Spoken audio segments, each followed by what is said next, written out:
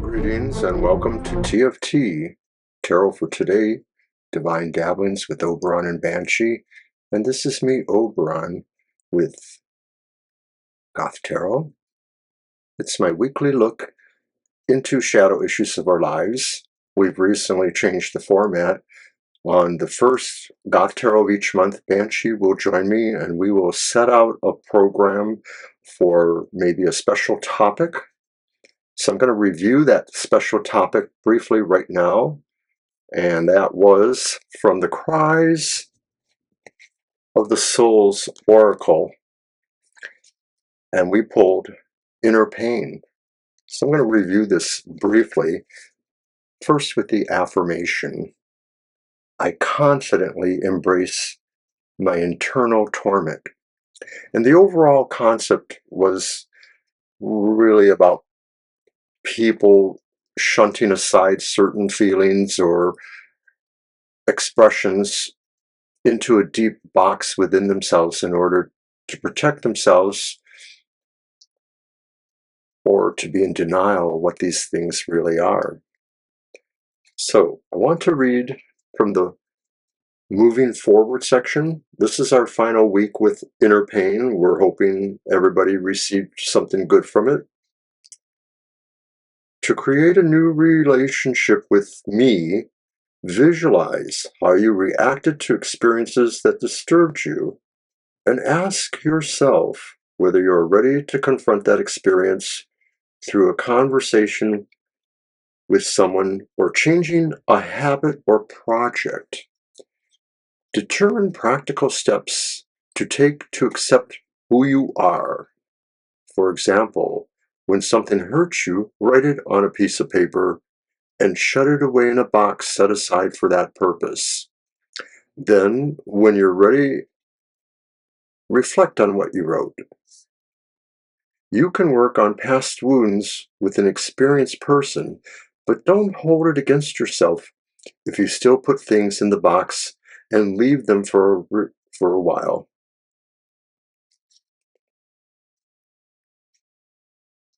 Remember that you always do your best with what you have.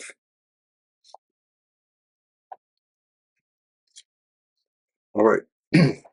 So now I'm going to start off proper with an actual prayer or reading from an oracle. And that's the Oracle of the Hecatean Path by Payne and Butler. And of course, some of you know that I am, in fact, considering myself fairly Hecatean. I practice the rituals. I found myself looking into the abyss of what Hecate represents. The idea that when we are oppressed, we can find what we need to rise and to do better. So let's do that card right now.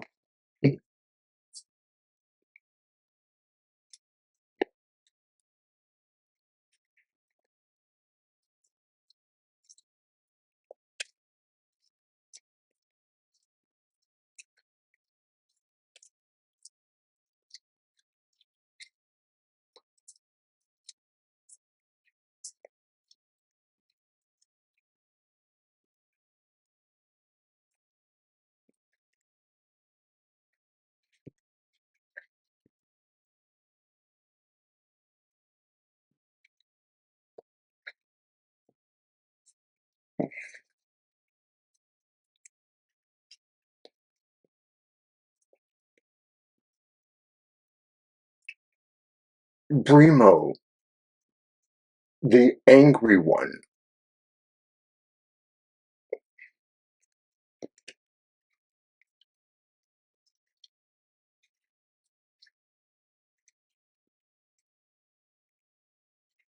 Fury. Brimo is the shadower of worlds, and her voice will shake things to their foundations. Hecate Brimo is the bringer of storms of change. Do not resist. The only true thing to fear is fear itself and fear of self. For even during turmoil, a new balance will be found. Look to the strength in your foundations. No more coasting. No more relying on others. No more lies or procrastination. The goddess does not bring hardship out of spite. Hecate is speaking to you. Listen. All right, let's update the shadow work in general. And I'm using the Eretheral Shadow Work Tarot for that by Eretheral.com. It's another brilliant and beautiful deck, and I do find it to be a perfect, really, a perfect adjunct to what I do here with Goth Tarot. I love these cards so much that I use. I'm determined to use as many as possible in a single reading, so if it seems like I'm short-circuiting the beauty of any particular deck, just keep coming back. We'll get through the other cards. Plus, I change the readings from time to time, so you never know what will happen next. I may decide to do a reading all from one deck with just some supplements from the affirmation oracles I use. So what is the update to our shadow work? How are we finally moving down the pike towards completion with understanding inner pain, our internal torment?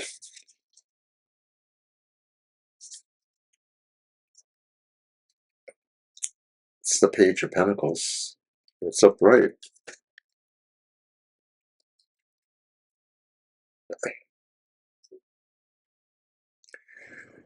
The Page of Pentacles tells us we've done pretty well here. We may still need to, from time to time, remind ourselves about what the inner pain is, look into that box and see if anything can come out of it now, healed or otherwise repurposed, or if there are new things that need to go in there. The Page of Pentacles is a philosopher, first and foremost, somebody who seeks to understand their life, but maybe other lives as well, and to understand esoterics and philosophy, mysticism, as it pertains to expanding our consciousness and realizing what our true purpose is here. And our purpose is not to be sad and of the inner torment. Our purpose is to embrace life and find out what everything in life has to offer. All right, I think we will leave that there for the now, and we will get started with the reading proper. And aspects of this reading may actually work into the main theme for the month, the inner pain, but it's not a given. So first of all, we're going to start with what I call our dark avatar. And avatars may be aspects of ourself that we use as an archetype or to represent ourselves, but they can also contain the shadow elements, and so it's sort of a way of saying, this is my archetype, this is something else. It's not really deep inside of me, perhaps. So for that, I am using the Lost Soul Tarot. It's an AI deck. It's by Craftarian. I've come to really like it because there's just something very succinct about some of these cards. So what is the dark avatar, the shadow aspect that we sort of use as a placeholder for ourselves, or to represent ourselves, or to be an archetype we relate to, but it may contain shadow elements that we need to recognize and properly put in their proper place. The ultimate goal of shadow work is to find a way to integrate these things into ourselves, our archetype, our persona, our true aspects, and thereby be stronger. So for the Lost Soul Dark Avatar pool, I have only used the court cards, there's 16, and then the 22 major arcana. The pips in the Lost Soul are a little bit plain and pippy, so I'd rather not use them. And so I focused my reading for that. So what is the dark avatar? What is the shadow aspect that we portray ourselves as, perhaps? It's the reversed King of Swords. And talk about fury. The King of Swords reversed can be a very antagonistic type of avatar, sort of saying my way or the highway, sort of saying the ends justifies the means, sort of being unwilling to listen to other input. But remember, Brimo brings us change that must happen, and that sometimes it is a righteous fury we must portray out to the world. And so with our dark avatar of the reverse King of Swords, we can do that. We can possibly say, I did what was right for everybody. I did something even though it was very hard for me to do.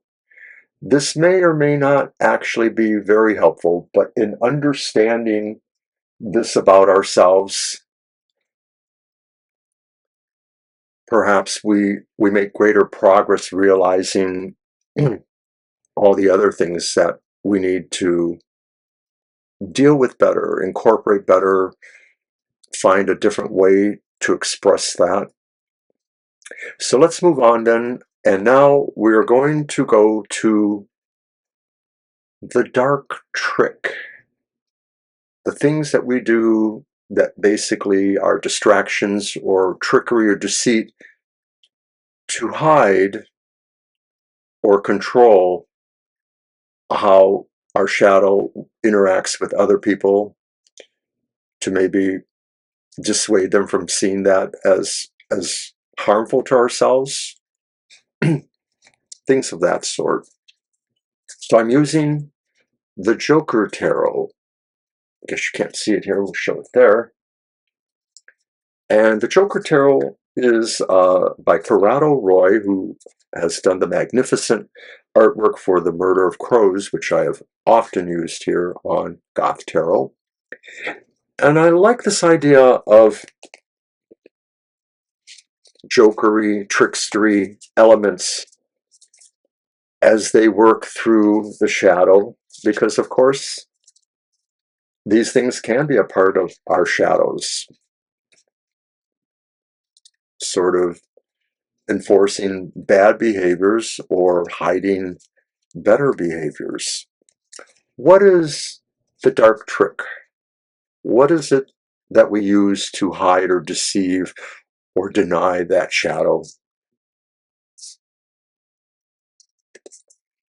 It's the moon reversed.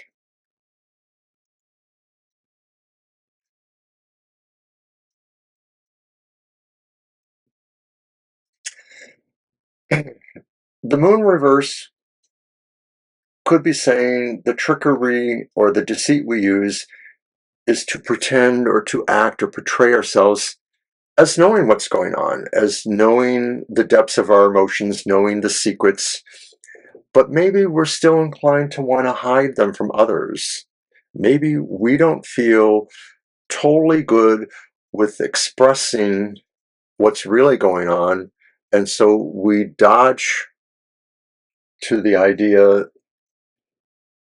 that we can hide this from others too. We can keep this secret. The moon, in its various manners, could be about how secrets are realized or hidden or anything else.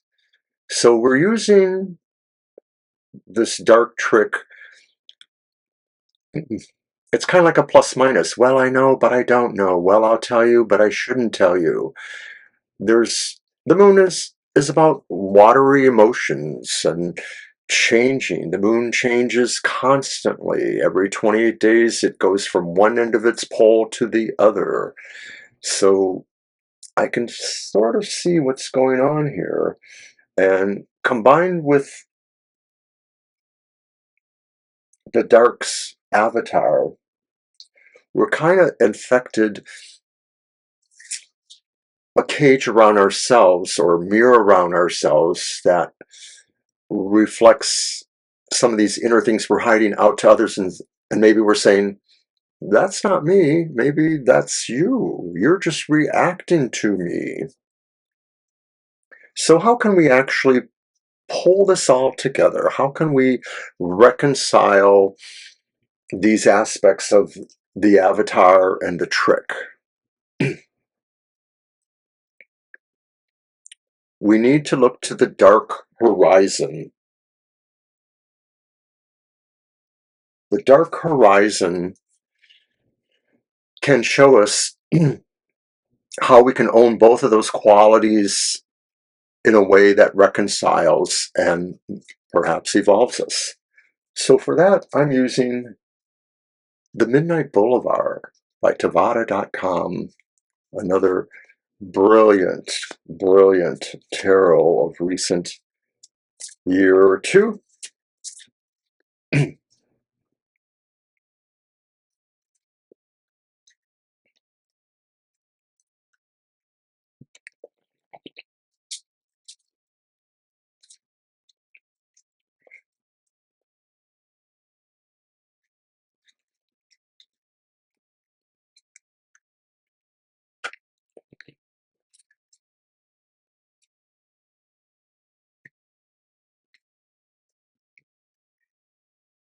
Well, I think that's the card. Didn't mean to leave it behind there. Our dark horizon is the Nine of Cups, and it's upright. And so this is pretty interesting because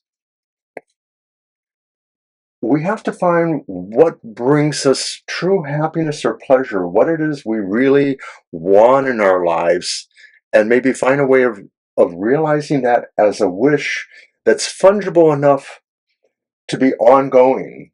And just like the work of shadow work is ongoing, and that we're constantly working towards that integration, embracing the Nine of Cups. Embracing the Nine of Cups, saying, enjoy what you have in your life. Enjoy what you have, and try not to force things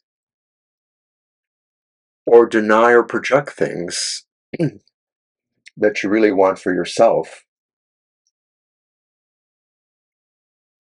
Remember, approaching the idea of the fury is finding strength to change and to also call things out as necessary. So, I will now close. I want to give us a little something else today. So first I'm going to do an affirmation oracle from the Earth and Bone, upside down, oracles by Syrian Shadow. And I know my friend White Rabbit Oracles down in Australia likes this deck too. We do seem to like a lot of similar decks, them and I.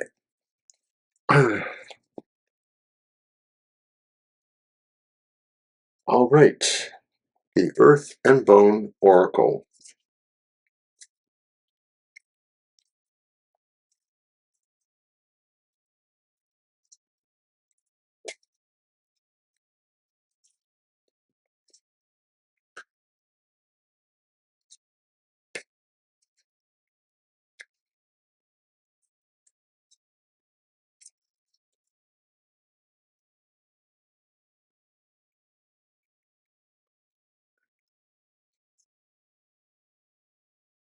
Conjurer, number 31.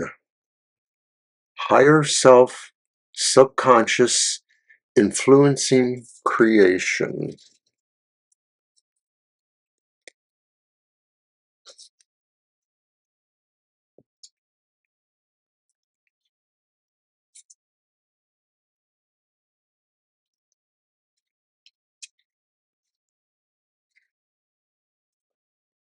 You have the power. Take comfort in the fact that you have complete control over anything you want, and that you must change inwardly before you can see it externally. You are the vessel and the instrument of the Creator, capable of manifesting everything you desire. Thus, the transformation begins within you and is carried out by the exterior universe aligning itself to fit your needs. This is what "you are the creator of your universe" means. You have the advantage. However, in order to seek out the change we desire, we must meet the energy and entities that can assist us in order to become aware and recognize that change is required. We cannot change unless we consent to the influence. It is all within us. There is a universe within us, and each reality is different and unique because each person is different and unique. When we engage with energies apart from ourselves and acknowledge that they have their own essence that we interact with internally, we operate with a better understanding and capability of influencing our reality. Affirmation: I am at one with the universe. I am divine intelligence. I am creating my life according to my dominant beliefs.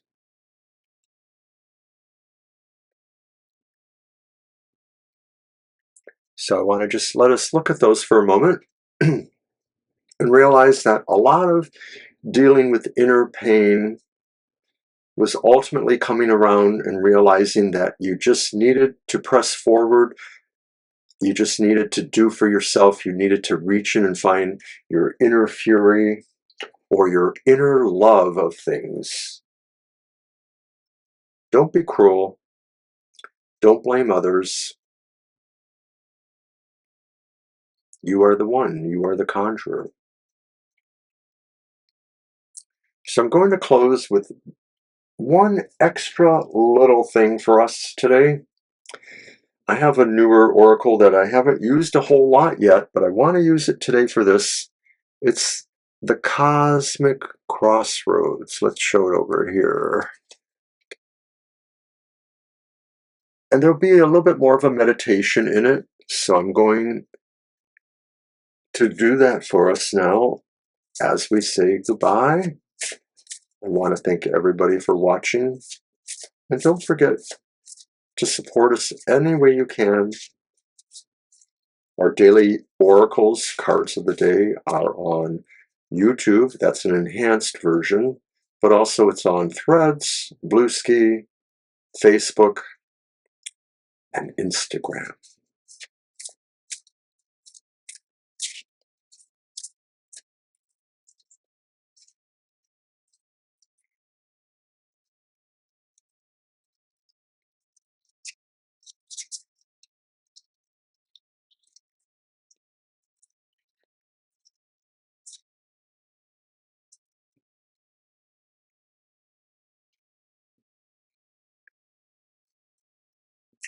And it is sadness.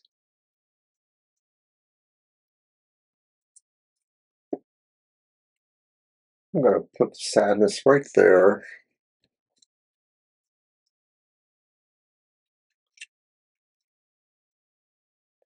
Longing occurs when what we hoped for was never realized. It carves its place into our heart, and stability refuses to go. There is beauty in this place, but also sorrow. So I'm going to move that over here so we can get a better view.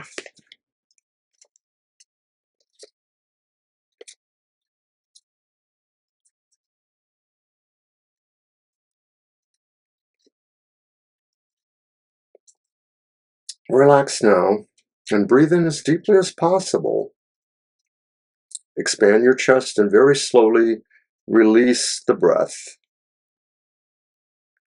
Imagine yourself gliding over the water as you release it. Continue this pattern of breathing, and with each exhale, imagine your emotions of sadness leaving your body and traveling into the body of water. Let the water absorb the frequency of this sadness. And when you are done, pour the water onto the earth and know that your sadness is held by the all-encompassing love of Mother Earth. I honor the loss that resides within my heart. I hold my heart in acceptance and love. I invite the fullness of the divine into this space. I know that I'm held by love. I feel the arms of the divine wrap around me tightly. I see eternal beauty blossom within my soul. So we have finished the coursework on inner pain, and we have come to realize that sometimes the best we can do is just leave it to the gods to do ceremonial meditative acts that maybe can help ground us, such as what I just did. But inner pain and sadness may always be a part of our lives. And so I've hoped to share a few tools over this month, along with Banshee, on what we can best do to understand and accept inner pain, accept sadness, understand the mechanisms we use to trick or to hide the pain and what behaviors it may give us, over rationalizing or over antagonizing. So keep in mind these things. You are the conjurer. You are the person who can use the righteous fury of Hecate Brimo to effect change in your life. Namaste, everybody. Be at peace.